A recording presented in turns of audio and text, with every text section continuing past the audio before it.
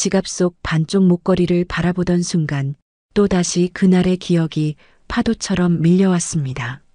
30년이 지났지만 시장 속에서 놓친 아들의 작은 손은 여전히 제 손바닥에 생생하게 남아 있었죠. 박정호 의사는 오늘도 어김없이 지갑에서 반쪽 목걸이를 꺼내 보았습니다. 시간이 흘러 닳고 바랜 은색 펜던트에는 우리 가족은 언제라는 글귀만 남아 있었죠. 나머지 반쪽에 있을 나 하나라는 글귀와 함께 읽혀야 할 문장이었습니다. 언젠가 잃어버린 아들이 간직했을지도 모르는 나머지 반쪽 목걸이를 찾는 것, 이것이 박 씨의 마지막 소망이었습니다. 이제 67세가 된 박 씨는 2년 전 대학병원 외과 의사에서 은퇴했습니다. 외과 과장으로 30년 넘게 근무하며 수많은 생명을 구했지만 정작 가장 소중한 자신의 아들은 찾지 못했다는 아픔이 가슴 한켠에 늘 자리했죠. 의사로서의 삶은 분주했지만 아들을 잃은 후 마음속 빈자리는 무엇으로도 채울 수 없었습니다.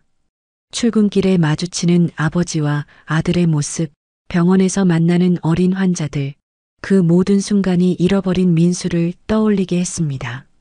밤늦게 수술을 마치고 지친 몸으로 집에 돌아와도 민수의 방 앞에서 발걸음을 멈추고 문을 열어보는 습관은 30년간 변하지 않았죠. 은퇴 후 그는 주말마다 노숙자 쉼터에서 의료봉사를 시작했습니다. 표면적으로는 의술을 통해 사회에 기여하기 위함이었지만 내면에는 혹시라도 그곳에서 아들을 만날지 모른다는 희미한 기대가 있었죠. 거리의 남자들을 볼 때마다 저 사람이 우리 민수일까 하는 생각이 들곤 했습니다.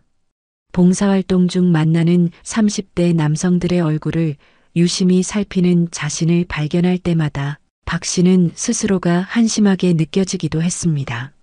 하지만 그럼에도 희망을 놓을 수 없었죠. 아들을 찾는 일은 그의 삶의 이유가 되어버렸으니까요. 그날은 1995년 3월 15일 민수의 5번째 생일이었습니다. 북적이는 시장에서 생일 선물을 고르던 중 순간적으로 손을 놓친 것뿐이었죠. 단 몇 초 사이에 아들은 인파 속으로 사라졌습니다. 지금도 귓가에 생생히 들리는 것 같았습니다. 시장 안을 헤매며 민수의 이름을 목이 쉬도록 외쳤던 자신의 절박한 목소리가, 그리고 아내 현정의 무너져 내리는 울음소리가 마치 어제 일처럼 선명했습니다. 그날의 혼란스러운 기억이 30년이 지난 지금도 악몽처럼 찾아왔습니다. 경찰서, 실종아동센터, 심지어 전국의 고아원까지 찾아다녔지만 아들의 흔적은 어디에도 없었죠. 경찰은 아이가 유괴됐을 가능성을 이야기했고 시간이 흐르면서 주변 사람들은 잊으라고 말했습니다. 하지만 어떻게 자신의 아이를 잊을 수 있을까요? 처음 몇 년간은 모든 리소스를 동원했습니다. 병원 동료들, 친구들, 심지어 환자들까지 민수를 찾는 일에 도움을 주었죠. 전단지를 뿌리고 TV 실종자 찾기 방송에 출연하고 민수와 비슷하게 생긴 아이를 발견할 때마다 무작정 쫓아가기도 했습니다.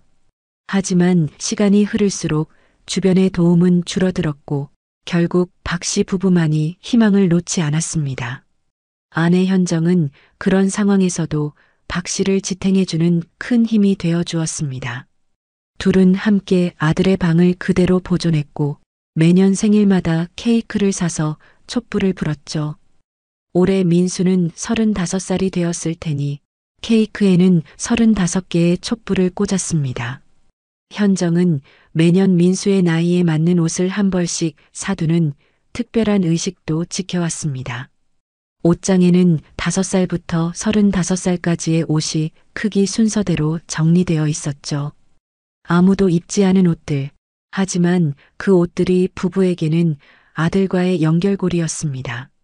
민수가 5살 때 놀이터 미끄럼틀에서 넘어져 무릎에 특이한 모양의 흉터가 생겼던 일도 생생했습니다. 미끄럼틀 가장자리의 금속 부분에 무릎이 긁혔는데 흉터 모양이 마치 작은 초승달 같았습니다. 그날 밤 상처에 약을 바르며 울지 않고 참는 아들의 모습이 자랑스러웠죠.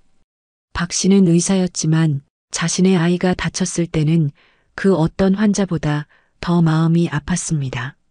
그리고 바로 다음 날 아들의 생일에 2조각으로 나뉜 목걸이를 선물했던 일, 민수가 너무 좋아하며 목에 걸었던 모습이 떠올랐습니다.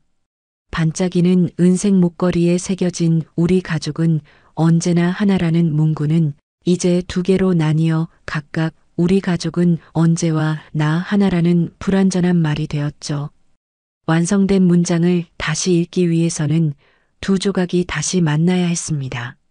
아들을 잃은 후 박 씨는 의사로서 더 많은 환자를 살리는데 인생을 바쳤습니다. 마치 누군가의 소중한 가족을 구하는 것이 자신의 죄책감을 덜어줄 것 같았죠.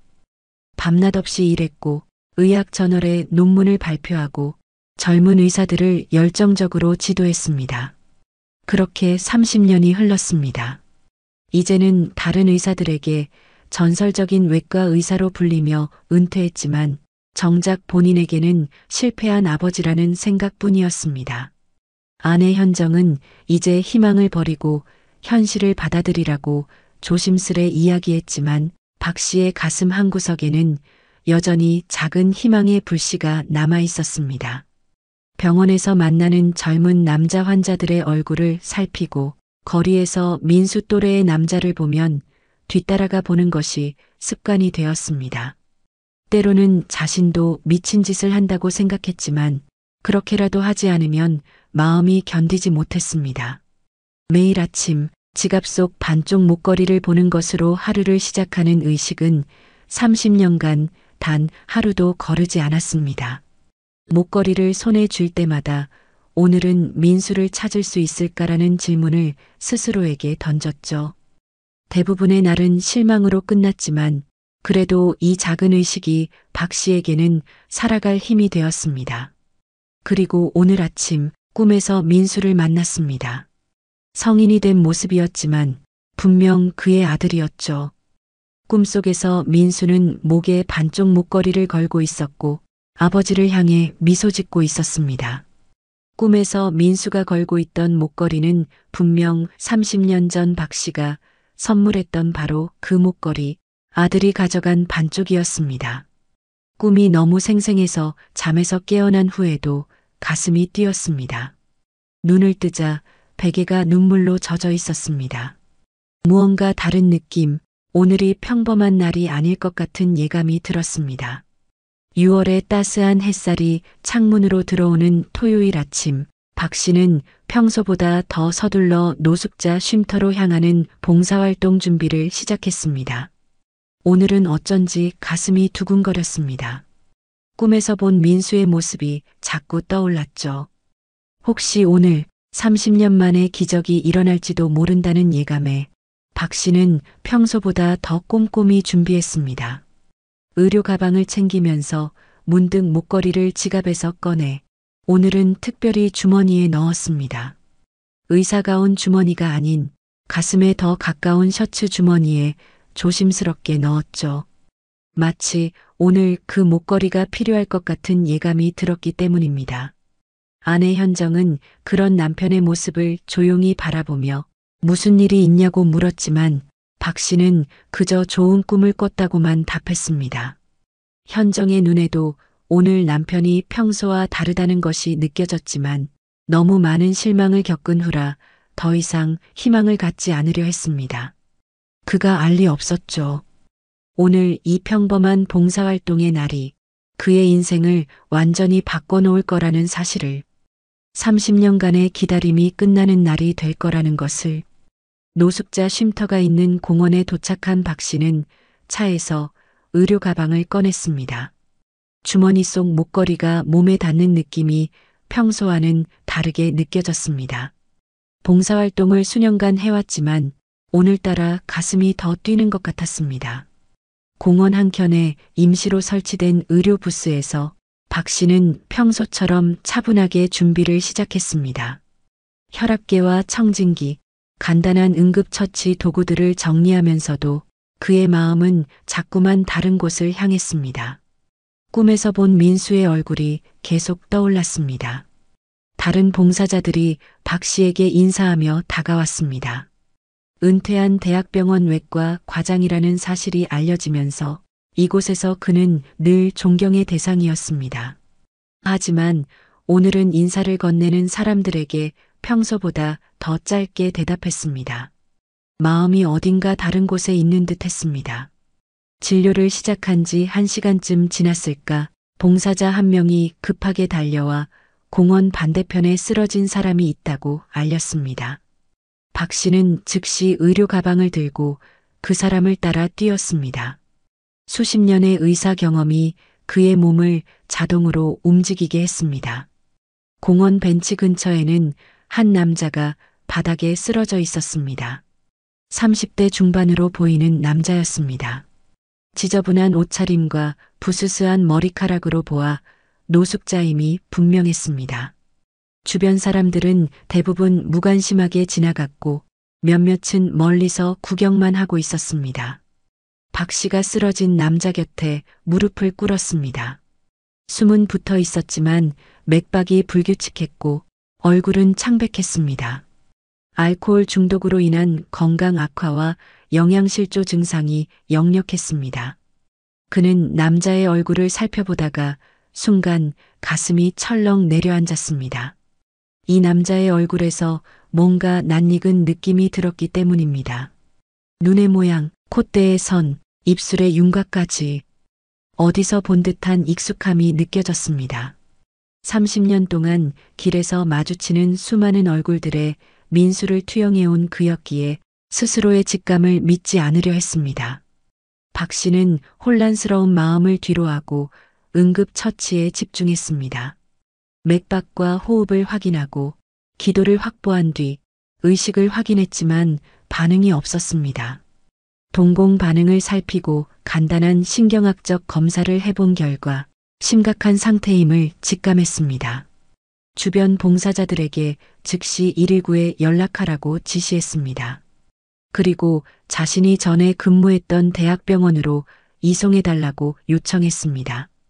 병원에 미리 연락해 응급 상황을 알리고 준비하도록 했습니다. 오랜 경력의 의사로서 그는 이 사람의 상태가 위중하다는 것을 알 수 있었습니다. 구급차를 기다리는 동안 박 씨는 남자의 상태를 계속 모니터링했습니다. 그의 얼굴을 다시 살펴보니 마치 누군가를 닮은 듯한 느낌이 들었습니다. 30년간 아들을 찾아 헤맨 부모의 시선은 다른 사람들과 달랐습니다. 수천 번은 더 상상해본 아들의 성인 모습이 이 노숙자의 얼굴과 겹쳐 보였습니다. 그러나 그는 이런 감정에 휩쓸리지 않으려 애썼습니다. 너무나 많은 실망을 겪어왔기 때문이었습니다. 구급차가 도착하고 박 씨는 구급대원들에게 상황을 설명했습니다. 그리고 함께 병원으로 가겠다고 말했습니다. 평소라면 다른 노숙자들 진료를 위해 남았겠지만 오늘은 이 남자를 두고 갈 수 없다는 강한 직감이 들었습니다. 병원으로 향하는 구급차 안에서 박 씨는 의사로서의 본능과 개인적인 감정 사이에서 혼란스러웠습니다. 의사로서 그는 객관적이고 냉정해야 한다는 것을 알고 있었습니다. 그러나 아버지로서의 마음은 이미 흔들리고 있었습니다. 이런 감정은 처음이었습니다.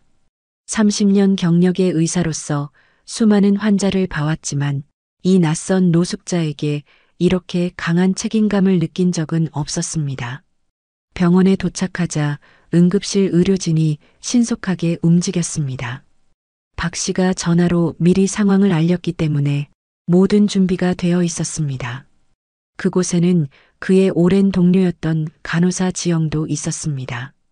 지영은 박 씨가 은퇴한 후에도 가끔 연락하며 지내던 몇 안 되는 동료였고 그의 가족사를 알고 있는 몇 안 되는 사람 중 하나였습니다. 지영은 박 씨를 보고 놀란 표정을 지었습니다. 평소의 차분한 모습과 달리 긴장되고 초조해 보였기 때문입니다. 수십 년간 수술실에서 함께 일하며 위급한 상황에서도 침착함을 잃지 않던 그였기에 더욱 의아해 보였습니다. 박 씨는 지영에게 노숙자 쉼터 근처에서 발견한 환자라고 설명했습니다. 그리고 자신도 진료에 참여하고 싶다고 말했습니다. 응급실 의사들이 신속하게 환자를 진찰했습니다. CT 스캔과 혈액 검사 결과 알코올성 간 손상과 함께 뇌에 출혈이 있는 것으로 나타났습니다. 즉시 수술이 필요한 상황이었습니다. 박 씨는 수술을 집도할 신경외과 의사에게 자신이 함께 들어가 참관하고 싶다고 요청했습니다. 은퇴한 의사가 참관을 요청하는 것은 일반적인 상황이 아니었습니다. 동료 의사는 의아해했지만 병원의 전설적인 외과 의사였던 박 씨의 요청을 거절하기 어려웠습니다. 병원 프로토콜에 따라 특별 참관 허가서를 작성하는 절차가 필요했지만 박 씨의 위상을 고려하여 신속히 처리되었습니다. 수술 준비가 진행되는 동안 지영이 박 씨에게 다가와 이 환자에게 특별히 관심을 갖는 이유를 물었습니다. 그녀의 눈에는 걱정과 의문이 담겨 있었습니다. 박 씨는 설명하기 어려운 느낌이 든다고만 간략히 대답했습니다. 복잡한 감정을 정리할 수 없었기 때문입니다. 지영은 오랜 동료답게 더 이상 묻지 않고 이해한다는 듯 고개를 끄덕였습니다. 환자의 소지품을 정리하던 지영이 갑자기 박 씨를 불렀습니다. 환자의 목에서 발견된 물건이 있다며 작은 비닐 봉투를 내밀었습니다. 더럽고 낡은 은색 펜던트가 들어 있었습니다. 박 씨의 심장이 멈춘 듯 했습니다. 손이 떨리기 시작했습니다. 그 목걸이, 낡고 더러워졌지만 분명 반쪽 목걸이 펜던트였습니다. 희미하게 글귀가 보였습니다. 시간이 지나 글씨가 많이 닳았지만 자세히 보니 나 하나라는 문구가 새겨져 있는 것 같았습니다. 머릿속에서 경고음이 울렸습니다. 진정해, 이런 목걸이는 흔할 수 있어. 확신할 수 없어. 지난 30년간 수없이 많은 가짜 단서와 실망을 겪어왔기에 희망과 의심 사이에서 박 씨의 마음은 요동쳤습니다. 하지만 그의 손은 자신도 모르게 셔츠 주머니에 있는 자신의 반쪽 목걸이를 만지작거리고 있었습니다. 지영이 놀란 표정으로 박 씨를 바라보았습니다.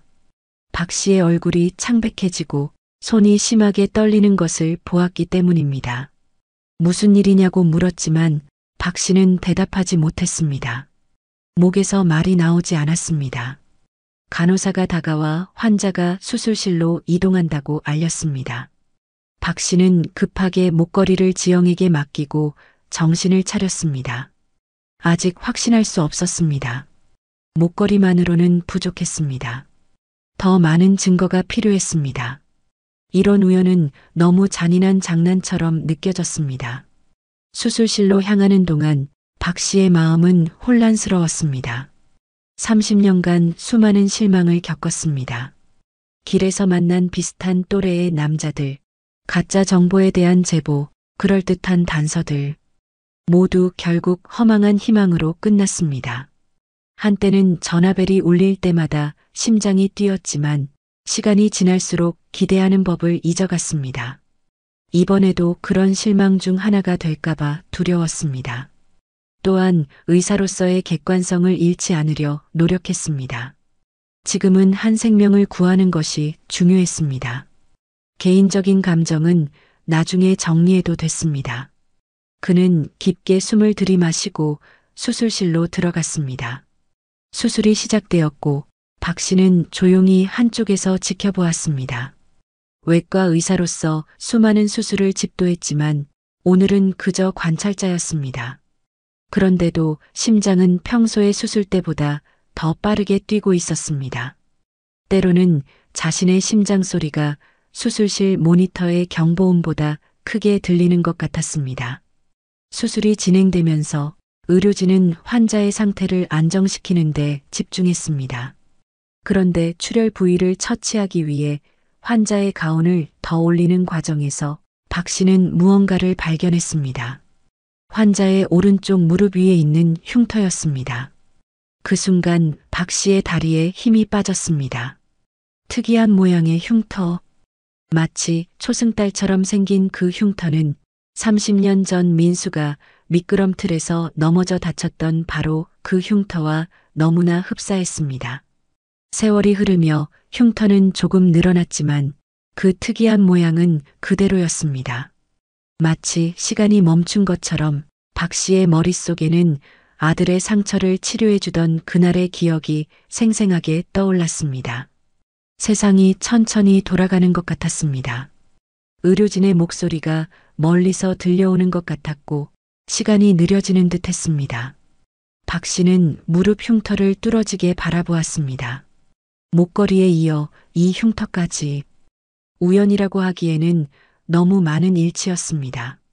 그러나 의사로서의 이성은 여전히 과학적 증거를 요구했습니다. 숨이 가빠지고 가슴이 조여오는 느낌이 들었습니다. 30년간의 기다림이 이 순간으로 이어진 것일까요? 아니면 절박한 아버지의 희망이 만들어낸 착각일까요? 수많은 생각이 그의 머릿속을 스쳐 지나갔습니다. 그는 자신의 감정을 추스르려 노력했지만 손은 여전히 떨리고 있었습니다. 지영이 수술실 유리창 너머로 박 씨의 상태를 걱정스럽게 지켜보았습니다. 30년간 함께 일해온 동료로서 그녀는 박 씨의 상태가 심상치 않다는 것을 알 수 있었습니다.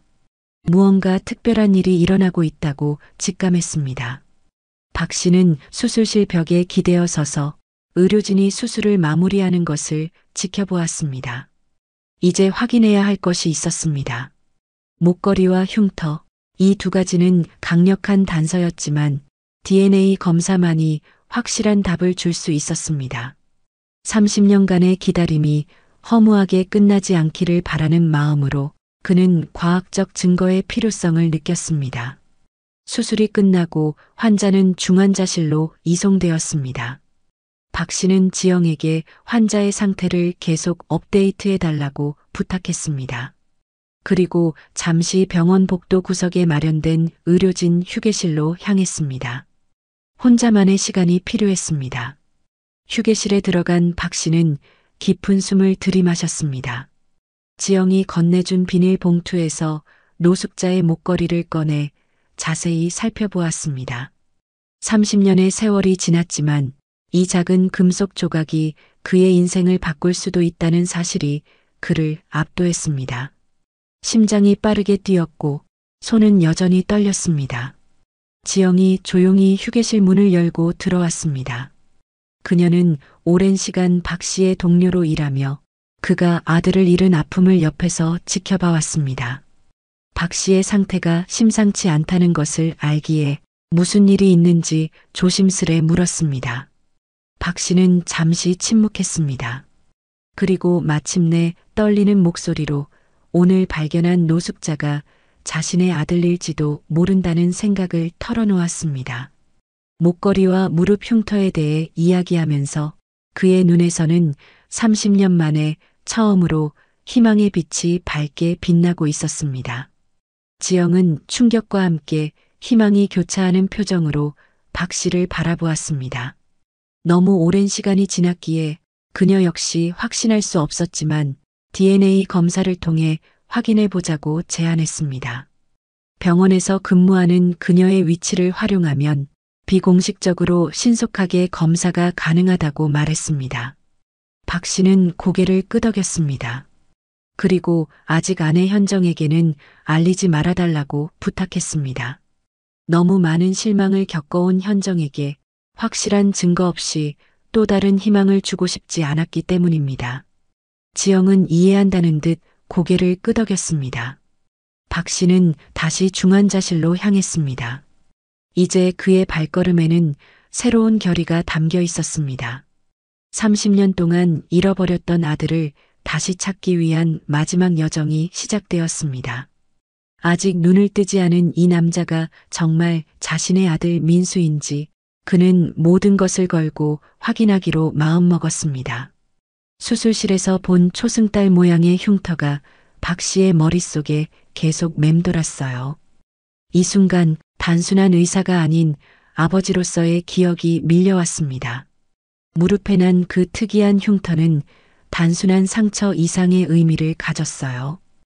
의사였던 그는 수많은 상처를 치료해왔지만 자신의 아들 무릎의 상처만큼 마음 아팠던 적은 없었습니다. 소독약을 바르는 동안 눈물을 참던 민수의 용기, 아빠의 손길에 안심하던 그 믿음의 표정까지. 30년이 지났지만 그 순간의 감정은 마치 어제 일처럼 생생했어요. 그 특이한 모양의 흉터는 30년의 세월이 흘렀음에도 거의 동일한 모양을 유지하고 있었습니다. 신체가 성장하며 조금 늘어났을 뿐 그 독특한 초승달 형태는 분명했어요. 과학적으로는 설명할 수 없는 부성의 직감이 박 씨의 온몸을 휘감았습니다. 수술이 계속되는 동안 박 씨는 의사로서의 냉정함을 유지하려 애썼어요. 하지만 심장은 청진기로 들을 필요도 없이 요란하게 뛰었고 손바닥에서는 식은땀이 배어나왔습니다. 다리는 마치 모래주머니를 매단 듯 무거웠고 입안은 사막처럼 말라갔어요. 30년간 꿈꿔온 순간이 눈앞에 펼쳐지고 있다는 생각에 현기증까지 느껴졌습니다. 결국 그는 수술실을 나와 복도 벤치에 앉았어요. 흐르는 눈물을 주체할 수 없었습니다. 목걸이와 흉터, 두 가지 강력한 증거가 그의 마음을 뒤흔들었어요. 하지만 여전히 의사로서의 이성은 과학적 증거, DNA 검사 결과를 기다려야 한다고 속삭였습니다. 지영이 수술실에서 나와 박 씨를 찾았어요. 그의 상태가 걱정되었기 때문입니다. 오랜 시간 함께 일한 동료로서 그녀는 평소에 침착하던 박 씨가 이렇게 감정적인 모습을 보인 적이 없다는 것을 알고 있었어요. 벤치에 앉아 얼굴을 손으로 감싸고 있는 박 씨에게 지영은 조심스럽게 다가갔습니다. 무슨 일이 있었는지 조용히 물었고 박 씨는 마침내 모든 것을 털어놓기로 결심했어요. 30년 전 시장에서 민수를 잃어버린 이야기부터 목걸이의 의미, 그리고 무릎의 특이한 흉터까지 그동안 가슴 깊이 묻어두었던 이야기를 처음으로 누군가에게 상세히 털어놓았습니다. 말을 이어가는 동안 그의 목소리는 떨렸고 중간중간 감정이 복받쳐 말을 잇지 못하기도 했어요. 지영은 충격과 함께 깊은 연민을 느꼈습니다. 20년 넘게 함께 일하면서도 박 씨가 이런 깊은 상처를 안고 있었다는 사실을 온전히 이해하지 못했다는 것이 가슴 아팠어요. 물론 아들을 잃었다는 사실은 알고 있었지만 그가 30년 동안 얼마나 간절히 아들을 찾고 있었는지 그 애타는 마음의 깊이는 미처 알지 못했습니다. 지영은 박 씨의 손을 꼭 잡아주며 위로의 마음을 전했어요. 그리고 환자의 DNA 샘플을 검사할 수 있도록 도와주겠다는 의지를 내비쳤습니다. 하지만 동시에 병원 프로토콜을 벗어나는 일이므로 신중해야 한다고 덧붙였어요. 병원의 검사실에서 일하는 대학 동기가 있으니 비공식적으로 도움을 요청해 볼 수 있겠지만 사생활 보호와 환자 동의 등의 윤리적 문제가 있다는 점도 분명히 했습니다. 박 씨는 감사의 마음을 표현하며 고개를 숙였어요. 그러나 이 사실을 아내 현정에게 아직 알리고 싶지 않다는 생각을 조심스레 내비쳤습니다. 너무 많은 실망을 겪어온 현정에게 확실한 증거 없이 또 다른 희망을 주는 것이 얼마나 잔인할 수 있는지 잘 알고 있었기 때문이에요. 지영은 이해한다는 뜻으로 고개를 끄덕였습니다. 그리고 환자의 상태에 관한 의학적 소견을 전달했어요. 수술은 성공적이었고 환자는 현재 안정적인 상태로 중환자실에 있지만 의식이 돌아오려면 아직 시간이 필요하다는 의료진의 판단이었습니다. 박 씨는 집에 가서 자신이 가지고 있는 반쪽 목걸이를 가져오기로 결심했어요. 두 목걸이를 직접 맞춰봐야 확신할 수 있을 것 같았습니다. 지영에게 잠시 자리를 비운다는 뜻을 전하고 병원을 나섰어요. 차를 운전하는 동안 박 씨의 마음은 복잡한 감정으로 소용돌이쳤습니다. 이 모든 것이 우연의 일치일까요? 아니면 30년간의 기다림 끝에 찾아온 기적일까요?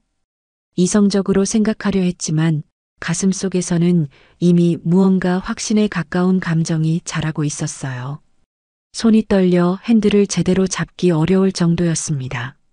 집에 도착한 박 씨는 현정에게 어떻게 말할지 고민했어요. 결국 봉사활동 중 긴급 환자가 생겨 병원에 데려갔다는 사실만 간략히 언급했습니다. 그리고 중요한 서류를 가지러 잠시 들렀다는 핑계를 대며 서둘러 서재로 향했어요.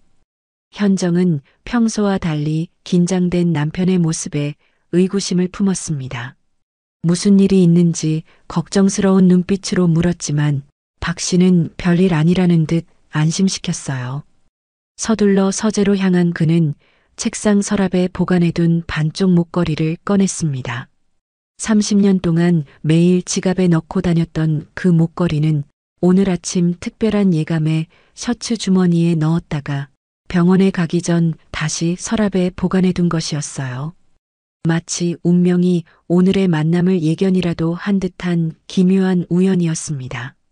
서랍에서 목걸이를 꺼내 손에 쥐는 순간 박 씨의 눈에서 다시 눈물이 흘러내렸어요. 우리 가족은 언제라는 글귀가 새겨진 반쪽 목걸이, 민수의 5번째 생일에 선물했던 그 목걸이가 이제 30년 만에 나머지 반쪽과 만날 수도 있다는 생각에 심장이 요동쳤습니다. 30년의 시간이 한순간으로 압축되는 듯한 기분이었어요.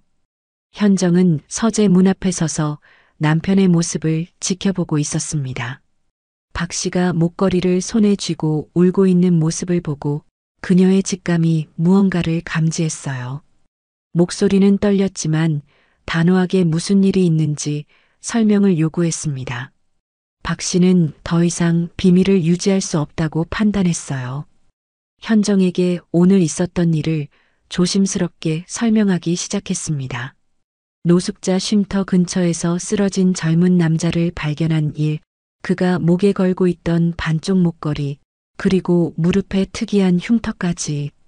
말을 마치며 아직 확실한 증거는 없으니 너무 기대하지 말자는 당부도 잊지 않았어요. 현정의 반응은 예상과 달랐습니다.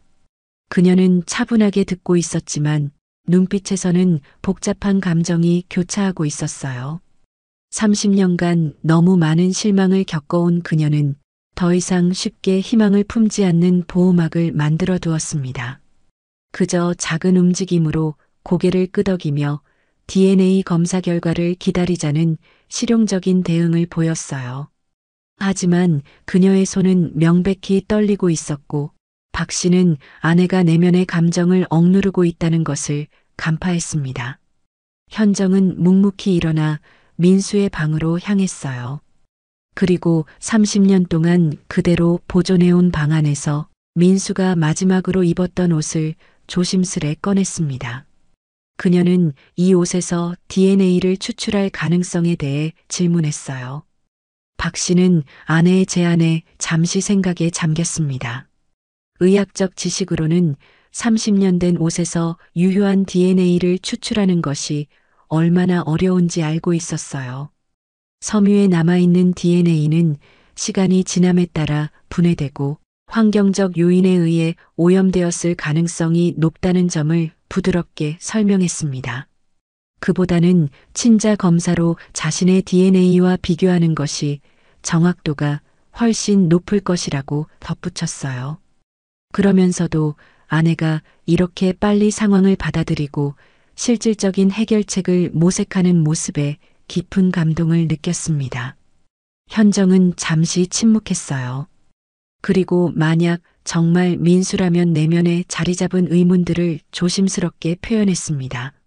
왜 그동안 연락하지 않았는지, 어떻게 노숙자가 되었는지, 그리고 우리를 기억하는지에 관한 깊은 궁금증이었어요. 박 씨는 환자가 아직 의식을 되찾지 못했기 때문에 모든 질문에 대한 답을 들으려면 기다려야 한다고 부드럽게 설명했습니다. 두 사람은 서로를 바라보며 말없이 손을 잡았어요. 30년 동안 함께 견뎌온 상실감과 그리움, 그리고 이제 찾아온 희미한 희망 앞에서 그들은 서로에게 가장 큰 위로가 되어 주었습니다. 말로 표현할 수 없는 감정이 손의 온기를 통해 전해졌어요. 박 씨는 서둘러 병원으로 돌아갔습니다. 목걸이를 주머니에 조심스레 넣고 지영에게 전화해 귀원 중임을 알렸어요. 운전하는 내내 그의 머릿속은 복잡한 생각으로 가득했습니다. 만약 이 노숙자가 정말 민수라면 어떻게 그를 잃어버렸는지, 왜 그가 노숙자가 되었는지, 그동안 어떤 삶을 살았는지 등 수많은 질문이 뒤엉켰어요. 하지만 그보다 더 강하게 느껴진 감정은 아들을 다시 만날 수 있다는 벅찬 기대감이었습니다. 30년간 식지 않았던 부성애가 가슴속에서 더욱 강하게 타오르고 있었어요. 병원에 도착한 박 씨는 바로 중환자실로 향했습니다. 지영이 간호사 스테이션에서 서류를 정리하며 그를 기다리고 있었어요. 환자는 여전히 의식이 없지만 활력 징후는 안정적이라고 상태를 업데이트해 주었습니다. 그리고 조용히 그를 한쪽으로 이끌어 DNA 검사 관련 진행 상황을 설명했어요. 환자의 혈액 샘플을 이미 확보했으며 법의학적 DNA 분석 경험이 있는 검사실 동기의 도움으로 비공식적 검사가 가능할 것이라는 내용이었습니다. 다만 병원 윤리위원회나 행정부의 눈에 띄지 않도록 주의해야 하며 정확한 결과를 위해서는 최소 72시간이 소요될 것이라는 설명도 덧붙였어요. 또한 이런 비공식 검사는 법적 효력이 없으므로 필요하다면 나중에 공식적인 절차를 밟아야 할 수도 있다는 점도 언급했습니다. 박 씨는 주머니에서 자신의 반쪽 목걸이를 꺼냈어요. 지영이 환자의 목걸이를 가져왔고 두 사람은 긴장된 마음으로 두 조각을 나란히 놓았습니다. 박 씨의 손이 격렬하게 떨려 목걸이를 바닥에 떨어뜨릴 뻔했어요. 지영도 숨을 죽이며 지켜보았습니다. 두 조각을 조심스럽게 맞춰보는 순간 마치 퍼즐 조각처럼 완벽하게 들어맞았어요. 우리 가족은 언제나 하나라는 문구가 온전히 읽혔고 두 조각이 만나는 선도 정확히 일치했습니다. 금속의 마모된 정도와 색상까지도 동일해 보였어요. 박 씨의 시야가 흐려졌습니다. 마치 시간이 멈춘 듯한 기분이었어요. 30년 만에 완성된 문장처럼 그의 가족도 다시 하나가 될 수 있을까요? 지영도 감격에 젖은 표정으로 박 씨의 어깨를 가만히 토닥였습니다. 말로 표현할 수 없는 순간이었어요. 하지만 아직 DNA 검사 결과가 나오지 않았기에 확실한 결론을 내리기는 이른 상황이었습니다. 박 씨는 자신의 DNA 샘플을 제공했고 지영은 친구를 통해 비공식적으로 신속하게 검사를 진행하겠다는 의지를 재확인했어요. 결과가 나오기까지는 최소 72시간이 필요하다는 현실적인 시간표도 제시했습니다. 72시간. 평생처럼 느껴질 3일의 기다림. 박 씨는 환자 곁을 떠나고 싶지 않다는 마음을 내비쳤어요. 지영은 그에게 휴게실에서 쉬라고 권했지만 그는 중환자실 밖 의자에 앉아 기다리겠다는 의지를 굽히지 않았습니다. 저녁이 되자 현정에게서 전화가 왔어요. 그녀도 더 이상 집에 있을 수 없어 병원으로 오겠다는 단호한 뜻을 전했습니다. 박 씨는 아직 확실한 것이 없다며 조심스럽게 만류했지만 현정의 결심은 확고했어요. 30년간의 기다림 끝에 그녀도 이 순간을 함께하고 싶다는 간절함이 전화 너머로도 전해졌습니다. 1시간 후 현정이 병원에 도착했어요. 박 씨는 로비에서 그녀를 맞이했습니다. 아내의 눈에는 복잡한 감정이 교차하고 있었어요. 희망과 두려움, 기대와 불안이 뒤섞인 표정이었습니다. 박 씨는 아내의 손을 꼭 잡아주며 무언의 위로를 전했어요. 두 사람은 함께 중환자실로 향했습니다. 유리창 너머로 보이는 환자의 모습에 현정은 숨을 멈추고 꼼짝하지 않았어요. 30년이 지났지만 그녀의 모성은 무언가를 느끼고 있는 듯 했습니다. 하지만 확신할 수는 없었어요. 시간이 너무 오래 흘렀고 어린 아들의 모습과 지금의 성인 남성을 연결짓기에는 너무 많은 시간이 흘렀습니다. 그녀의 눈에서 조용히 눈물이 흘러내렸어요. 박 씨는 목걸이 이야기와 두 조각이 완벽하게 맞았다는 사실을 현정에게 보여주었습니다. 그리고 환자의 무릎에 있는 특이한 흉터에 대해서도 상세히 설명했어요. 현정은 모든 것을 조용히 듣고 있었지만 그녀의 눈에서 흐르는 눈물이 그 마음의 깊은 파도를 대변하고 있었습니다. 밤이 깊어갔어요. 병원 직원들은 방문 시간이 지났다며 두 사람에게 돌아가라고 권했지만 박 씨의 병원 내 위상과 특수한 상황을 고려해 특별히 체류를 허락해 주었습니다. 두 사람은 중환자실 밖 의자에 나란히 앉아 밤을 지새웠어요. 새벽이 밝아오고 중환자실 간호사들이 교대하는 소리에 박 씨는 깜빡 잠이 들었던 것을 깨달았습니다. 현정은 그의 어깨에 머리를 기대어 여전히 잠들어 있었어요. 한밤중에 의자에서 잠든 아내의 모습이 안쓰러워 박 씨는 재킷을 벗어 그녀의 어깨에 살포시 덮어주었습니다. 병원 복도에서 지영이 다가오는 모습이 보였습니다. 그녀의 표정은 평소와 달리 긴장해 보였어요. 박 씨가 일어나 그녀에게 다가가자 지영은 소리를 낮추며 환자가 의식을 되찾았다고 전했습니다. 박 씨의 심장이 빠르게 뛰기 시작했어요. 박 씨는 잠시 망설였습니다. 30년 동안 기다려온 순간이 드디어 왔지만 막상 직면하려니 두려움이 밀려왔기 때문이었어요. 만약 이 남자가 민수가 아니라면? 또다시 가슴에 대못을 박는 실망을 맞이해야 한다면? 그런 고민에 잠겨 있을 때 문득 현정이 깨어나 그의 손을 꼭 잡아주었습니다. 두 사람은 말없이 서로를 바라보았어요. 30년이라는 시간 동안 같은 아픔을 나누어 온 부부였기에 말없이도 서로의 마음을 읽을 수 있었습니다. 현정은 담담한 표정으로 고개를 끄덕였고 박 씨는 용기를 내어 중환자실로 향했어요. 환자의 침대 곁에 다가가자 그는 마침 눈을 떴습니다. 조금은 혼란스러운 표정으로 주변을 둘러보던 환자는 박 씨와 눈이 마주치자 잠시 놀란 듯 했어요. 이 순간 박 씨는 그의 눈에서 어딘가 익숙함을 느꼈습니다. 마치 수십 년 전 자신을 바라보던 5살 아들의 눈빛이 성인이 된 이 남자의 눈에 그대로 남아있는 것 같았어요. 의사로서의 본능으로 박 씨는 환자에게 자신을 소개했습니다. 은퇴한 의사이며 어제 공원에서 그를 발견했다고 차분히 설명했어요. 환자의 상태가 어떤지 기억나는 것이 있는지 물었습니다. 환자는 혼란스러워하며 머리를 조금 만졌습니다. 수술 후 일반적인 혼란과 통증을 느끼는 듯 했어요.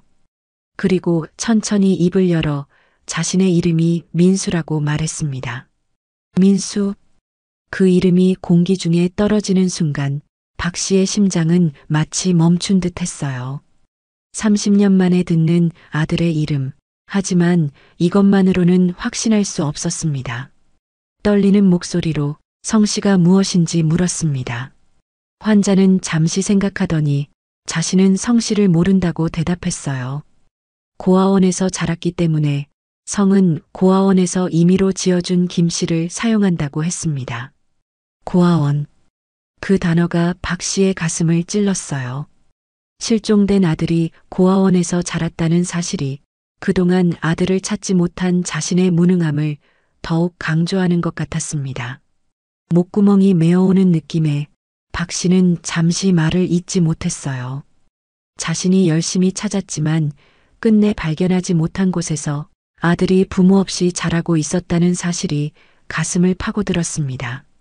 간신히 감정을 억누르며 박 씨는 고아원에 대해 더 물어보았어요. 민수는 서울 외곽에 있는 고아원에서 자랐다고 했습니다. 5살 무렵부터의 기억이 있으며 그 이전은 거의 기억나지 않는다고 했어요. 흐릿한 기억 속에 따뜻한 손길과 누군가의 웃음소리만이 희미하게 남아있다고 합니다. 마치 안개 속을 걷는 것처럼 자신의 어린 시절은 늘 모호하고 불분명했다고 덧붙였습니다.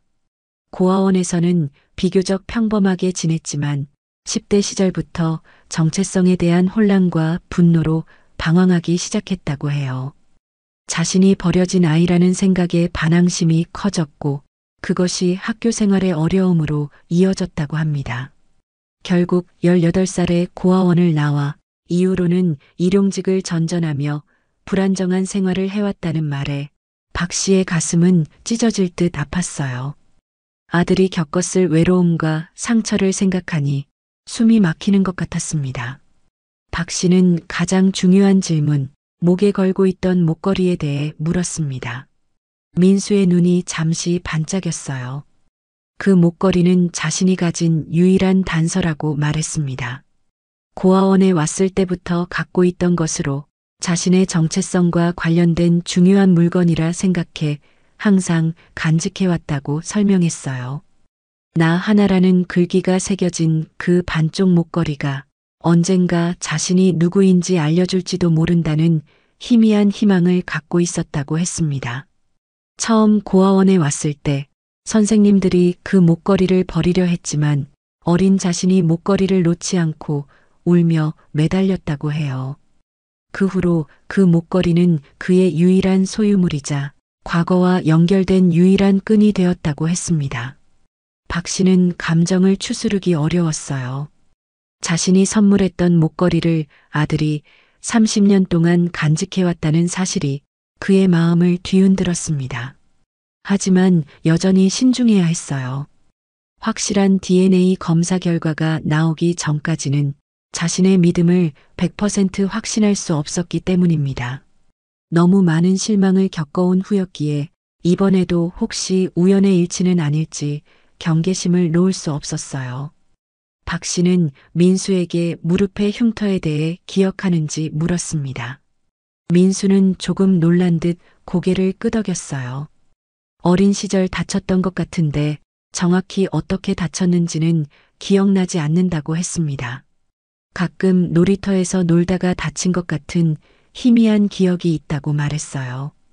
그리고 누군가가 상처에 약을 발라주는 따뜻한 손길, 그때 울지 않으려고 애쓰던 자신의 모습이 어렴풋이 떠오른다고 했습니다. 이 말을 들은 박 씨는 더 이상 감정을 억누를 수 없었습니다. 잠시 자리를 비켜달라며 중환자실을 나왔어요. 다리에 힘이 풀려 복도 의자에 털썩 주저앉았습니다.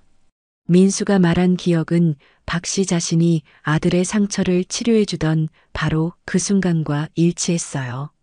너무나 선명한 일치에 머리가 어지러웠습니다. 복도에서 그를 기다리고 있던 현정에게 지금까지의 대화 내용을 전했습니다. 민수라는 이름, 고아원 생활, 목걸이에 대한 이야기, 그리고 무릎 상처의 기억까지. 현정의 눈에서는 눈물이 흘러내렸지만 그녀는 여전히 냉정함을 유지하려 했어요. 30년간 수없이 많은 실망을 겪어온 그녀에게 이번에도 실망할지도 모른다는 두려움이 있었기 때문입니다. 그러나 그녀의 손은 계속해서 떨리고 있었고 울음을 참기 위해 입술을 깨물고 있었어요. 그녀는 박 씨에게 물었습니다.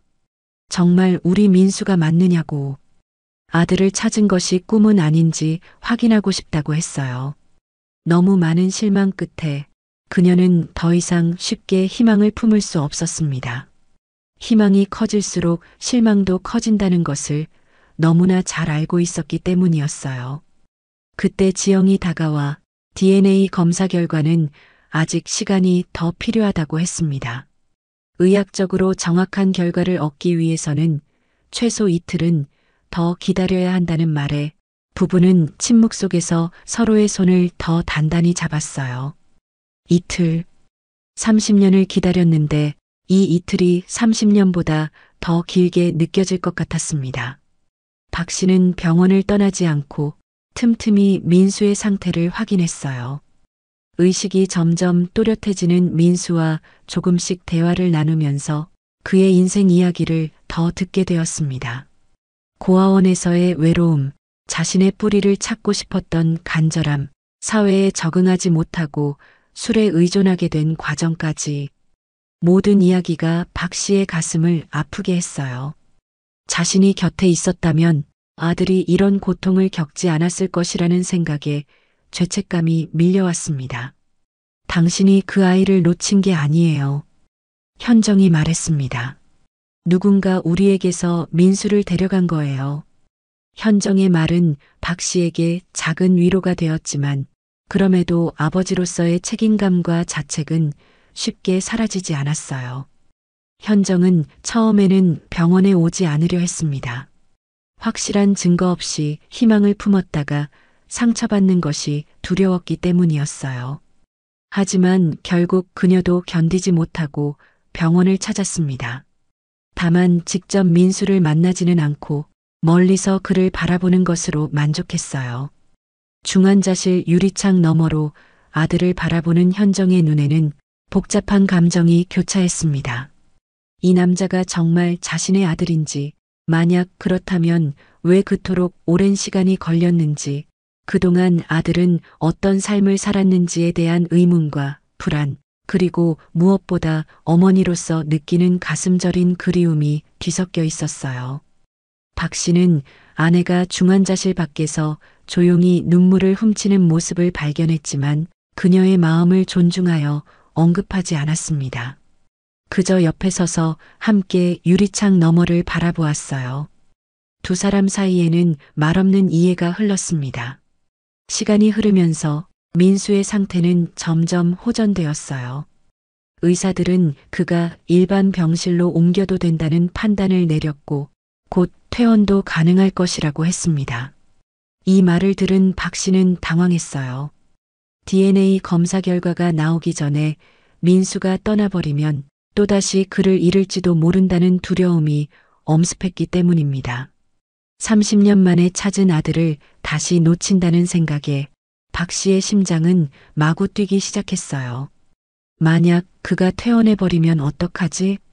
박 씨는 지영에게 속삭였습니다. 다시는 찾지 못할지도 몰라. 그의 목소리에는 절박함이 묻어났어요. 지영은 박 씨의 어깨를 토닥이며 민수에게 조금 더 관찰이 필요하다고 의료진에게 설명하겠다고 약속했습니다. 박 씨는 고마움에 고개를 숙였어요. 박 씨는 여러 핑계를 대며 민수에게 조금 더 병원에 머물 것을 권했습니다. 완전히 회복될 때까지 기다리는 것이 좋겠다는 의학적 조언, 퇴원 후 갈 곳이 없다면 도움을 줄 수 있다는 제안까지. 간절함을 감추려 노력했지만 그의 목소리에는 미묘한 떨림이 묻어났어요. 민수는 왜 낯선 의사가 자신에게 이토록 관심을 보이는지 의아해했지만 박 씨의 진심 어린 걱정에 조금 더 병원에 머물기로 했어요. 그는 평소 병원과 같은 시설에 대한 불신이 있었지만 박 씨에게서 느껴지는 진정성에 마음이 조금 열린 듯 했습니다. 이틀째 되는 밤, 박 씨는 병원 근처 카페에 현정을 데려갔어요. 두 사람은 커피를 앞에 두고 묵묵히 앉아 있었습니다. 말없이도 서로의 불안과 기대를 느낄 수 있었어요. 내일이면 결과가 나온대. 박 씨가 조용히 말했습니다. 현정은 천천히 고개를 끄덕였어요. 커피를 들어 올리려는 그녀의 손이 떨리고 있었습니다. 만약. 현정이 입을 열었다가 다시 닫았어요. 그녀는 만약 아니라면이라는 말을 하려다 멈춘 것이었습니다. 너무 많은 실망을 겪은 후라 그녀는 희망을 말로 표현하는 것조차 두려워했어요. 이번에는 달라. 박 씨가 아내의 손을 꼭 잡았습니다. 내 가슴이 그렇게 말해. 그의 목소리에는 확신이 담겨 있었어요. 30년 의사 생활 동안 직감을 믿어왔고 이번만큼은 그 직감이 틀리지 않기를 간절히 바랐습니다. 세 번째 날 아침 지영이 급하게 박 씨를 찾아왔습니다. 그녀의 표정만으로도 중요한 소식이 있다는 것을 알 수 있었어요. 손에는 갈색 서류 봉투가 들려 있었습니다. 결과가 나왔어요. 지영이 작은 목소리로 말했습니다. 봉투를 건네며 그녀의 눈에는 기대와 긴장이 함께 어려 있었어요. 박 씨는 떨리는 손으로 봉투를 받아들었습니다. 30년의 기다림, 30년의 아픔과 그리움, 그리고 마침내 찾아온 진실의 순간. 모든 것이 이 봉투 안에 담겨 있었습니다. 박 씨는 봉투를 열기 전에 현정에게 전화해야 한다고 생각했어요. 이 순간을 함께해야 한다는 생각에 그는 병원 로비로 향했습니다. 봉투를 꼭 쥔 채 인생의 가장 중요한 전화를 걸기 위해 발걸음을 재촉했어요. 로비에 도착한 박 씨는 병원 밖 벤치에 앉았습니다. 떨리는 손으로 전화기를 꺼내 현정에게 전화를 걸었어요. 몇 번의 신호음 후 현정의 목소리가 들렸습니다. 박 씨는 떨리는 목소리로 검사 결과가 나왔다고 전했어요. 혼자 열어보기가 두렵다며 아내와 함께 확인하고 싶다고 말했습니다. 현정은 잠시 침묵했다가 놀랍게도 이미 병원에 와 있다고 대답했어요. 검사 결과가 오늘 나온다는 것을 알고 어젯밤 카페에서의 대화 후 잠을 이루지 못했다고 했습니다. 그래서 아침 일찍부터 병원 카페에서 기다리고 있었다는 사실이었어요. 박 씨는 아내의 마음을 이해했습니다. 그녀도 이 순간을 혼자 맞이할 수 없었던 것이었어요. 몇 분 후 두 사람은 병원 정원의 조용한 벤치에 나란히 앉았습니다. 박 씨의 손에는 여전히 그 봉투가 들려 있었어요. 6월의 따스한 햇살이 두 사람을 비추었고 마치 30년 전 그날처럼 평화로운 아침이었습니다. 박 씨가 봉투를 열어볼지 물었고 현정은 말없이 고개를 끄덕였어요. 그녀의 손이 남편의 팔을 꼭 붙잡고 있었습니다. 봉투를 여는 순간 두 사람의 심장은 거의 동시에 뛰는 것 같았어요. 검사 결과지를 꺼내 읽기 시작한 박 씨의 눈에 친자 관계 확률 99.9999%라는 문구가 들어왔습니다. 순간 세상이 멈춘 듯 했어요. 박 씨의 손에서 종이가 떨어졌고 현정이 재빨리 주워들었습니다. 그녀의 눈이 결과를 확인하는 순간 30년간 참아왔던 감정의 댐이 무너지듯 눈물이 쏟아졌어요. 현정은 떨리는 목소리로 그가 정말 그들의 아들이라며 흐느꼈습니다. 박 씨는 아내를 꼭 안아주었어요. 두 사람은 서로의 품에서 30년의 그리움과 아픔, 그리고 마침내 찾아온 기쁨을 나누었습니다. 한참 후에야 두 사람은 떨어져 서로의 얼굴을 바라보았어요. 눈물로 얼룩진 얼굴이었지만 그 눈빛에는 형언할 수 없는 행복이 담겨 있었습니다. 이제 민수에게 어떻게 알려야 할지 고민이 시작되었어요. 현정이 걱정스럽게 갑자기 그들이 부모라고 말했을 때 민수가 믿을 수 있을지 물었습니다. 박 씨도 같은 생각이었어요. 30년 동안 자신의 정체성을 모르고 살아온 사람에게 갑자기 부모를 찾았다는 사실은 큰 충격일 수 있었습니다. 두 사람은 조심스럽게 접근하기로 했어요. 목걸이와 DNA 검사 결과를 보여주고 민수에게 선택할 시간을 주기로 결정했습니다. 그리고 현정은 집에 가서 민수의 어린 시절 사진과 그가 잃어버렸을 때 입고 있던 옷을 가져오기로 했어요. 눈으로 확인할 수 있는 증거가 더 필요하다고 느꼈기 때문입니다. 1시간 후 현정은 작은 상자를 들고 돌아왔습니다. 30년 동안 아들의 물건들을 정성껏 보관해온 상자였어요. 민수의 어린 시절 사진들, 생일 때 찍은 가족 사진, 그리고 실종 당일 입고 있던 작은 청바지와 티셔츠까지 모든 것이 시간이 멈춘 듯 그대로 보존되어 있었습니다. 지영이 두 사람에게 다가와 민수가 일반 병실로 옮겨졌으며 면회가 가능하다고 알렸어요. 박 씨와 현정은 서로를 바라보며 깊게 숨을 들이마셨습니다. 마침내 30년 만의 재회 순간이 다가온 것입니다. 병실 문 앞에서 현정은 잠시 망설였어요. 30년간 상상해온 이 순간이 현실이 되자 오히려 두려움이 밀려왔기 때문입니다. 박 씨는 아내의 손을 꼭 잡아주며 용기를 북돋아 주었습니다. 조심스럽게 문을 열고 들어가자 민수는 창가 쪽 침대에 앉아 있었어요.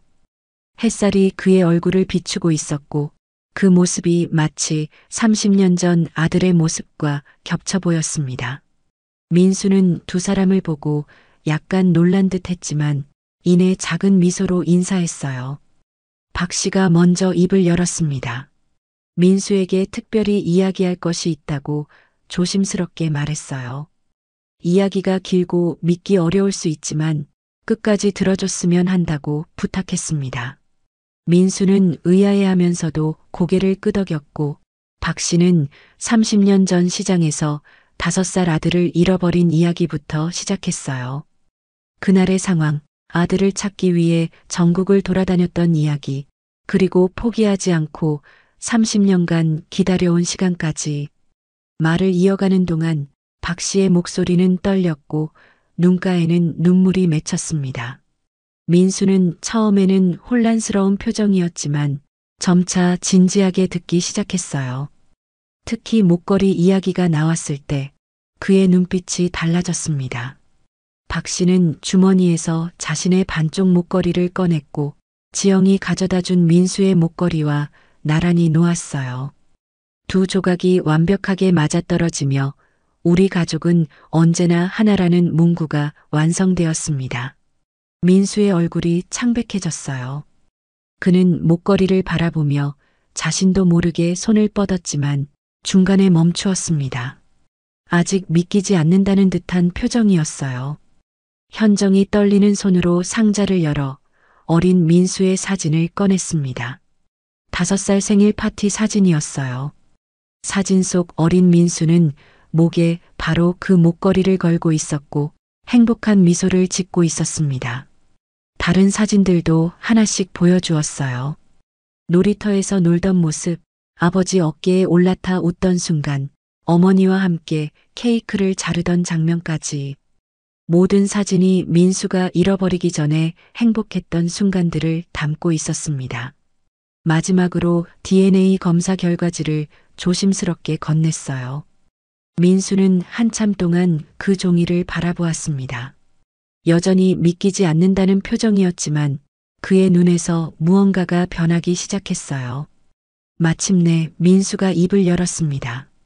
그는 말을 더듬으며 평생 자신이 누구인지 알고 싶었다고 말했어요. 목걸이가 자신의 유일한 단서였다는 말을 하던 중 감정이 복받쳐 더 이상 말을 잇지 못했습니다. 말을 잇지 못하고 민수의 어깨가 떨리기 시작했어요. 30년간 쌓아온 벽이 서서히 무너지는 순간이었습니다. 그의 머릿속에서는 흐릿한 기억들이 조각조각 맞춰지기 시작했어요. 놀이터에서 다쳤던 무릎, 따뜻한 손길로 상처를 치료해주던 아버지, 생일에 목걸이를 선물 받던 순간까지. 민수의 입에서 처음으로 아버지와 어머니라는 단어가 떨리듯 흘러나왔어요. 방 안의 공기가 멈춘 것 같았습니다. 30년 만에 처음 부르는 그 말에 박 씨와 현정의 눈에서는 뜨거운 눈물이 흘러내렸습니다. 현정이 먼저 다가가 조심스럽게 아들을 안았어요. 처음에는 어색했지만 민수도 서서히 어머니의 품에 안겼습니다. 이어 박 씨도 다가가 두 사람을 함께 안았어요. 30년 만에 다시 하나가 된 가족, 목걸이의 글귀처럼 우리 가족은 언제나 하나라는 문장이 현실이 된 순간이었습니다. 그들의 눈물 속에는 30년의 아픔과 그리움, 그리고 마침내 찾아온 기적에 대한 감사함이 담겨 있었어요. 시간은 많은 것을 변화시켰지만 부모와 자식 간의 사랑만은 변하지 않았습니다. 민수는 자신의 어린 시절 사진들을 하나하나 살펴보며 조금씩 기억을 되찾기 시작했어요. 놀이터에서 놀던 순간 아버지와 함께 자전거를 타던 기억, 어머니가 불러주던 자장가까지. 흐릿했던 기억들이 점점 선명해져 갔습니다. 민수는 조용히 말했어요. 항상 꿈에서 누군가가 자신의 이름을 부르는 소리를 들었다고 했습니다. 이제 알겠다며 그 목소리가 부모님의 목소리였다는 것을 깨달았다고 덧붙였어요. 현정은 아들의 손을 꼭 잡았어요. 그들도 매일 밤 아들을 불렀다며 30년 동안 하루도 빠짐없이 그를 생각했다고 말했습니다. 그 순간 민수의 눈에서 눈물이 흘러내렸습니다. 그것은 30년간의 외로움과 방황, 자신의 정체성을 찾기 위한 고통스러운 여정이 마침내 끝났다는 해방감의 눈물이었어요. 박 씨는 감격에 찬 목소리로 다시는 헤어지지 않을 것이라고 약속했어요. 잃어버린 30년은 돌아오지 않지만 앞으로의 시간은 함께할 것이라고 말했습니다. 세 사람은 서로를 더 단단히 안았습니다.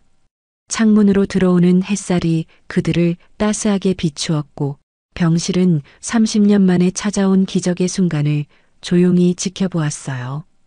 지영은 문 밖에서 이 광경을 바라보며 눈물을 닦았습니다. 의학적 기적은 많이 보았지만 이런 인생의 기적은 처음이었어요. 그녀는 조용히 문을 닫고 세 사람에게 사적인 시간을 주기로 했습니다. 민수는 자신이 고아원에서 어떻게 자랐는지 그리고 어떤 어려움을 겪으며 살아왔는지 이야기했어요. 부모님은 아들의 이야기를 들으며 가슴 아파했지만 동시에 그 모든 어려움을 이겨내고 여기까지 온 아들이 자랑스러웠습니다. 민수가 조심스럽게 집에 갈 수 있을지 물었어요. 그 말에 현정은 다시 한번 눈물을 쏟았습니다. 30년 동안 그녀가 매일 기도했던 그 한마디를 드디어 들은 것이었어요. 박 씨는 감격에 찬 목소리로 물론이라고 대답했습니다. 민수야, 집에 가자며 아들의 방은 항상 그대로 있다고 말해주었어요. 세 사람은 서로를 바라보며 미소 지었습니다. 긴 여정이 끝나고 새로운 시작을 향한 첫걸음을 내딛는 순간이었어요. 30년의 기다림, 30년의 아픔과 그리움, 그리고 마침내 찾아온 기적. 이제 그들은 다시 완전한 가족이 되었습니다. 6개월이 지난 어느 일요일 아침, 박 씨의 집 거실에는 따스한 햇살이 가득했습니다. 소파에 앉아 신문을 읽던 박 씨는 부엌에서 들려오는 소리에 귀를 기울였어요. 현정과 민수가 함께 아침 식사를 준비하며 나누는 웃음소리였습니다. 커피 향기와 함께 퍼지는 대화 소리가 집안을 포근하게 채웠죠. 민수가 이 집에 온 지도 어느덧 반년이 흘렀습니다. 처음에는 서먹하고 어색했어요. 하지만 이제 그는 완전히 이 가정의 일부가 되었죠. 알코올 중독 치료를 성공적으로 마쳤습니다. 건강도 많이 회복되었어요. 무엇보다 눈빛에 생기가 돌아온 것이 가장 큰 변화였습니다. 박 씨의 도움으로 민수는 취업 교육 프로그램에 참여하게 되었어요. 다음 주부터는 건설 자재 회사에서 사무직으로 일을 시작할 예정이었습니다. 면접 준비를 도와주던 아버지와 밤새 이력서를 쓰던 날들이 떠올라 민수의 입가에 저절로 미소가 번졌어요. 아침 식사가 준비되는 동안 박 씨는 거실벽에 걸린 액자를 바라보았습니다. 그 안에는 두 조각으로 나뉘었던 목걸이가 다시 하나로 합쳐져 있었어요. 우리 가족은 언제나 하나라는 문구가 온전히 빛나고 있었죠. 목걸이 주변으로는 세 사람의 사진들이 작은 콜라주처럼 배치되어 있었습니다. 과거의 아픔과 현재의 행복이 공존하는 소중한 기억의 모음이었어요. 민수가 부엌에서 식사 준비가 됐다며 아버지를 불렀습니다. 아버지라는 호칭이 이제는 자연스럽게 민수의 입에서 흘러나왔어요. 처음 몇 주간은 그 호칭을 부르기 어려워했지만 이제는 마치 평생 불러온 것처럼 편안해졌죠. 식탁에 둘러앉은 세 사람은 평화로운 아침 식사를 나누었습니다. 현정이 민수의 접시에 계란말이를 더 담아주었어요. 어렸을 때도 이 반찬을 제일 좋아했다며 살짝 눈시울을 붉혔습니다. 민수는 어머니의 정성스러운 손길에 고개를 숙여 감사를 표했어요. 30년 동안 경험하지 못했던 일상의 소소한 행복이 그에게는 매일이 선물처럼 느껴졌습니다. 현정은 오늘은 김치찌개 끓이는 법을 배울 차례라고 민수에게 말했어요. 지난 몇 주간 어머니는 아들에게 요리를 가르치며 즐거워했습니다. 민수는 배움에 열심이었죠. 어머니의 손맛을 기억하기 위해 레시피를 노트에 세심하게 적어두었어요. 식사를 마친 후 박 씨는 민수에게 오늘 봉사활동에 함께 가자고 제안했습니다. 6개월 전 자신이 쓰러졌던 그 노숙자 쉼터였어요. 민수는 기꺼이 동의했습니다. 아버지와 함께하는 봉사활동은 그에게 특별한 의미가 있었죠. 누구보다 그곳 사람들의 아픔을 이해했기 때문이었습니다. 차를 타고 가는 길, 민수는 창밖의 풍경을 바라보았어요. 6개월 전 이맘때쯤 그는 길거리에서 하루하루를 버티고 있었습니다. 미래에 대한 희망도 자신이 누구인지에 대한 확신도 없이 살았죠. 하지만 지금은 달랐어요.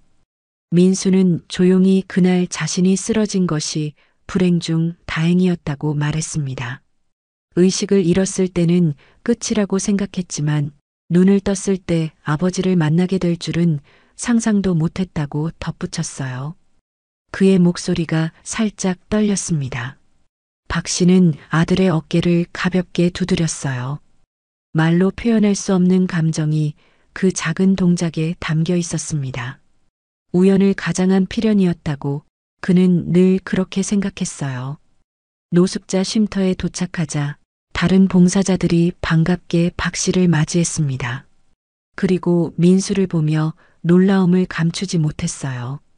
6개월 전 위급한 상태로 발견되었던 노숙자가 이제는 단정한 모습으로 봉사자가 되어 돌아왔으니까요. 한 봉사자는 민수를 알아보고 눈물을 글썽였습니다. 민수는 쉼터에 있는 사람들 사이를 돌아다녔어요. 자신의 이야기를 진솔하게 나누었습니다. 어떻게 아버지를 만나게 되었는지, 30년 만에 가족을 되찾게 된 과정을 설명했어요. 그의 이야기는 단순한 우연이 아닌 삶의 가능성에 대한 메시지를 담고 있었습니다. 한 노숙자가 민수에게 정말 이런 기적이 일어날 수 있는지 물었어요. 민수는 고개를 끄덕이며 자신의 목에 남아있는 희미한 흉터를 보여주었습니다. 목걸이를 30년간 간직했던 자국이었어요. 포기하지 않는 한 희망은 있다고 민수가 말했습니다. 의료봉사를 돕는 민수의 모습을 보며 박 씨의 눈가에 잔잔한 물결이 일었어요. 한때 자신이 돕던 사람이 이제는 다른 이들을 돕는 사람이 되었다는 사실이 놀라웠습니다. 아들의 눈빛에서 현정을 닮은 따뜻함과 자신을 닮은 단호함을 발견했어요. 어쩌면 이것이 진정한 유전이 아닐까 생각했습니다. 점심시간 민수는 쉼터 주방에서 자원봉사자들과 함께 음식을 나눠주었어요. 예전에 자신이 이곳에서 받았던 그 음식과 같은 것이었습니다. 그때는 그저 배고픔을 달래는 수단이었지만 이제는 그 안에 담긴 따뜻한 마음을 느낄 수 있었어요. 한 접시의 음식이 누군가에게는 하루를 버틸 힘이 된다는 것을 그는 누구보다 잘 알고 있었습니다. 봉사활동을 마치고 집으로 돌아오는 길, 민수는 조용히 입을 열었어요. 30년 동안 자신이 겪었던 모든 일들이 지금 생각해보면 후회스럽지만은 않다고 말했습니다. 잠시 말을 고르던 그는 이어서 그 경험이 자신을 더 강하게 만들었고 타인의 아픔을 이해하는 힘을 주었다고 설명했어요.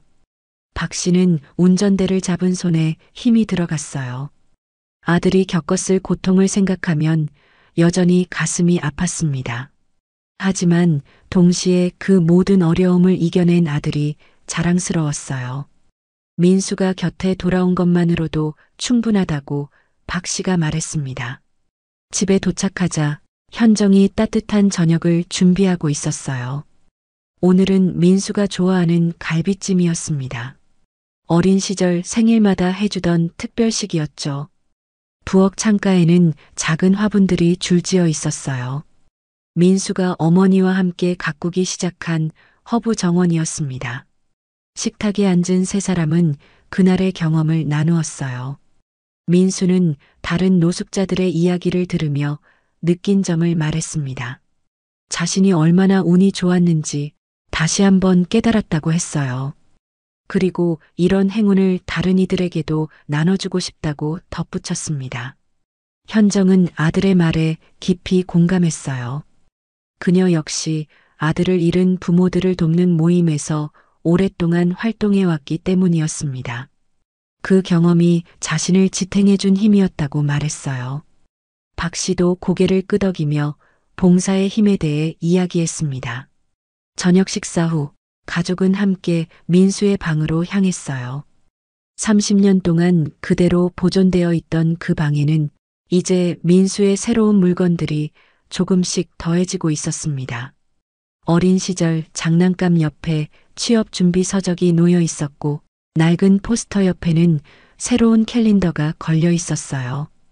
과거와 현재가 자연스럽게 어우러진 공간이었습니다. 책상 위에는 민수가 새 직장에서 사용할 명함 견본이 놓여 있었어요.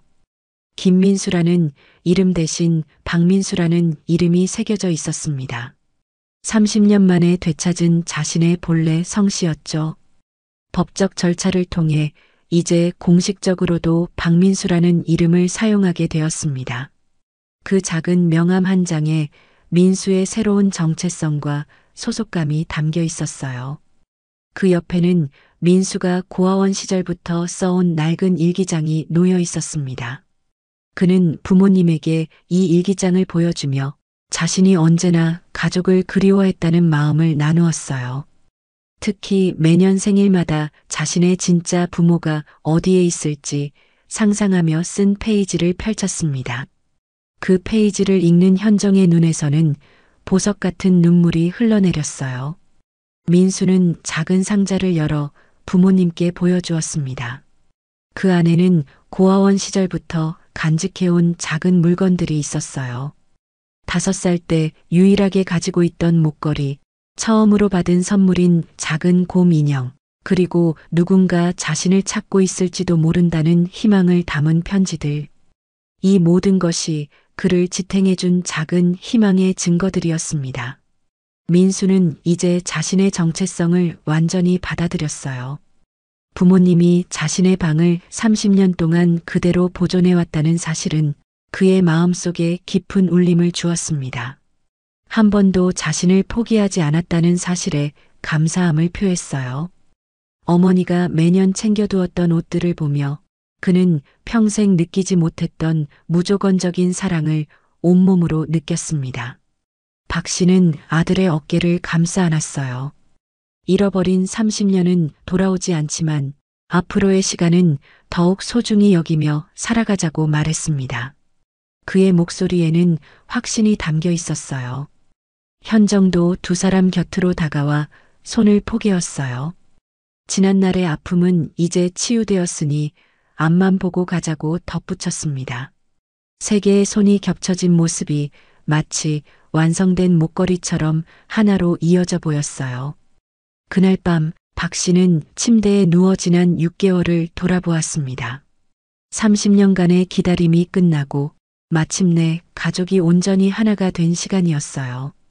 돌이켜보면 그날 아침 꿈에서 본 민수의 모습, 그리고 특별한 예감에 목걸이를 주머니에 넣었던 일까지 모든 것이 우연이 아닌 필연이었음을 확신하게 되었습니다. 현정은 남편의 손을 포근히 감싸 안았어요. 모든 일에는 이유가 있었던 것 같다고 부드러운 목소리로 말했습니다.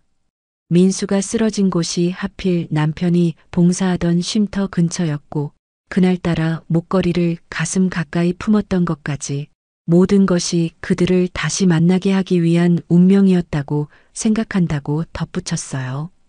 박 씨는 아내의 손을 꼭 쥐며 고개를 끄덕였습니다. 다음 날 아침 민수는 일찍 일어나 부모님이 준비한 앨범을 다시 펼쳐보았어요. 태어나서부터 5살까지의 행복했던 순간들이 담긴 사진들. 그리고 그 이후 30년 동안의 빈 페이지들.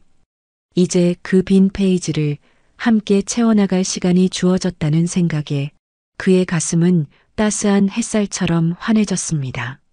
아침 식사 시간, 민수는 부모님에게 앞으로의 계획을 나누었어요. 일을 시작하고 안정이 되면 자신처럼 가족을 잃은 사람들을 돕는 단체에서 봉사하고 싶다고 했습니다. 언젠가는 그런 단체를 직접 만들어 보고 싶다는 꿈도 조심스레 털어놓았어요. 박 씨와 현정은 아들의 계획에 전폭적인 지지를 보냈습니다. 세 사람은 따뜻한 커피를 마시며 창밖의 아침 햇살을 바라보았어요. 오늘은 민수의 새 직장 첫날이었습니다.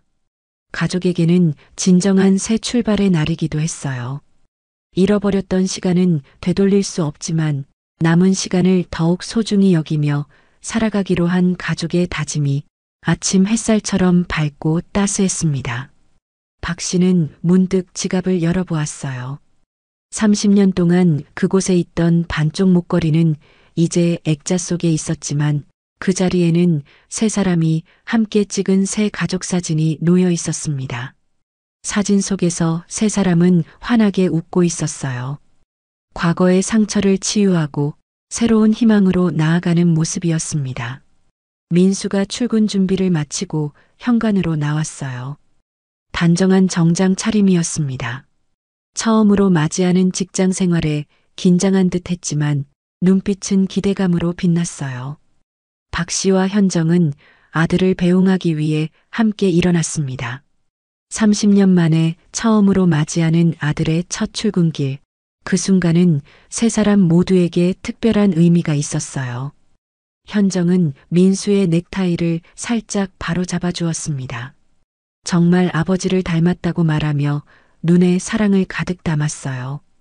현정은 같은 눈매와 같은 미소, 그리고 같은 따뜻한 마음까지 닮았다고 덧붙였습니다. 그 말에 박 씨는 쑥스러운 듯 미소 지었어요. 그리고 아들의 어깨를 토닥이며 힘을 실어주었습니다. 민수는 출발하기 전 부모님을 꼭 안아주었어요. 그 포옹에는 말로 다 표현할 수 없는 감사함과 사랑이 담겨 있었습니다. 이제 다시는 헤어지지 않을 것이며 잃어버린 시간을 앞으로의 행복으로 채워나가겠다고 확신에 찬 목소리로 말했어요. 문을 열고 나가는 민수의 뒷모습을 바라보며 박 씨와 현정은 서로의 손을 포근히 맞잡았어요. 30년의 기다림이 끝나고 새로운 시작을 맞이한 그들의 눈빛에는 이제 더 이상 슬픔이 아닌 희망이 가득했습니다. 우연이 아닌 필연으로 다시 만난 가족, 그들의 새로운 인생 여정이 시작되었어요.